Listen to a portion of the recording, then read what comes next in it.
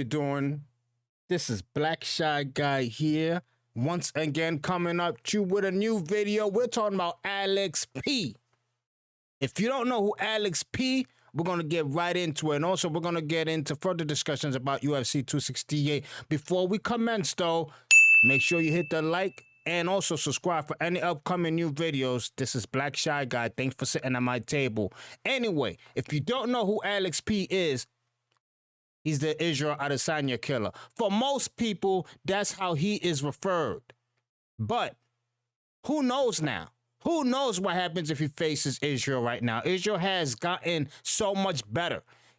Israel still has the same cockiness, but he has gotten so much better in talent. Before, he beat Israel twice. One by decision, one by pure knockout. We already know what happened there.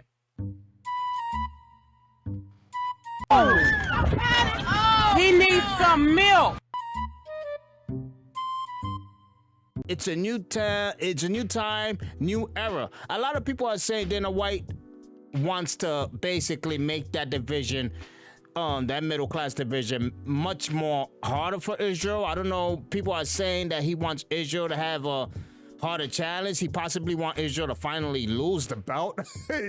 So many fairy tales people are shooting out. No, Dana White just wants the competitiveness of the middle class division to be so much more entertaining. And when Alex P added in there, it will be entertaining, especially if Alex P comes out and starts winning like 4 or 5 matches in a row and goes on and fights Israel Adesanya and beats Israel Adesanya. Imagine that, even though I don't want that to happen, but imagine him beating Israel Adesanya after he cleans out basically the division the same way Israel did. Israel basically cleaned out that division. There's nothing much more to discuss about the middle class.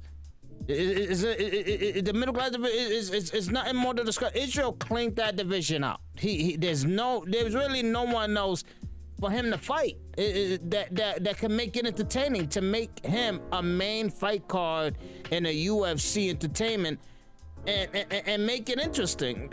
That's what he had, Alex. That's what Dana White's like, it's time to sign someone who can actually beat this guy, who can actually make it much more entertaining. And that's why they went on and signed him. So hopefully he comes out shooting freaking magnums, starts winning fights outright, because then the fight between him and Israel will sell so many tickets. It will cause so much publicity. And also, if he comes out and defeats Israel Adesanya, it will be freaking ludicrous. It'll be ludicrous. It'll just be so much more entertaining to see that. Honestly, as an Israel Adesanya fan, I don't want to see that. I want Israel to actually overcome his deficit from the only guy who's managed to beat him. So, it'll be entertaining both ways, whether you're a fan of Israel or not. The thing is, we all know a lot of people dislike Israel Adesanya for his cockiness. I understand a lot of people don't like cocky fighters. That's why, even though a lot of people love Conor McGregor, there's a lot more people who hate him. But despite that, it will be entertaining both ways. Anyway, about UFC 268, let's go into Carla. We all know Carla didn't get the title shot. Let's not cry about that any further, all right? We all know she didn't get the title shot. But it is what it is. It's basically written in stone that she will get the winner of this fight between Weili and Rose Namajunas. She will get the winner. I know I said Joanna possibly may fight the winner of Weili and Rose, but I really think Carla is going to end up fighting the winner of Weili and Rose. What's going to happen to Joanna despite her having one more fight in her contract? I don't know.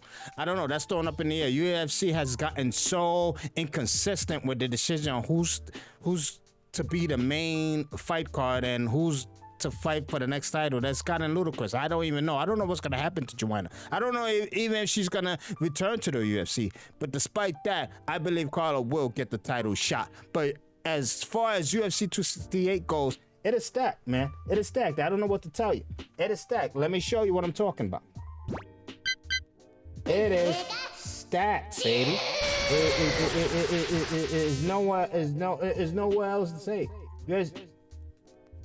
Let me show you what I'm talking about. All right, let me show you what I'm talking about. Look, I mean, we got Usman and Covington. I got Colby, all right? I got Colby, okay? Listen, I got Colby winning this fight because if Colby loses this fight, it's a wrap. it is a wrap. Seriously, like, I don't know how Colby can return to being in some shape or form worth watching if he can't get over the hump of Usman. The first fight was really close. I just hope Colby can pull this one out, even if it's by decision. I mean, the first fight was so close. I believe he has a chance, and I don't believe he's just talking shit. I believe he can really come out, give Usman a fight, and come out victorious. So kudos as Colby gets that done. And we all know what's going on with this. I don't even want to discuss this one further. It's so split down the middle. So many people love Rose. So many people love Weili. The Rose fans are calling the Weili fans crybabies. The Weili fans are calling the Rose fans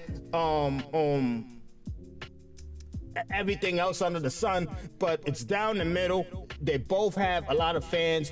To me, like I said before in the last video, if you haven't watched it, I'm just gonna say the end of what I believe should happen. Weili has to win this fight, and she's furthermore going to be a main interest in the UFC's discussion with further future fights. She has to win this fight. She loses this fight, there's no reason to give her a title shot in the next couple years. Nobody's going to want to see her.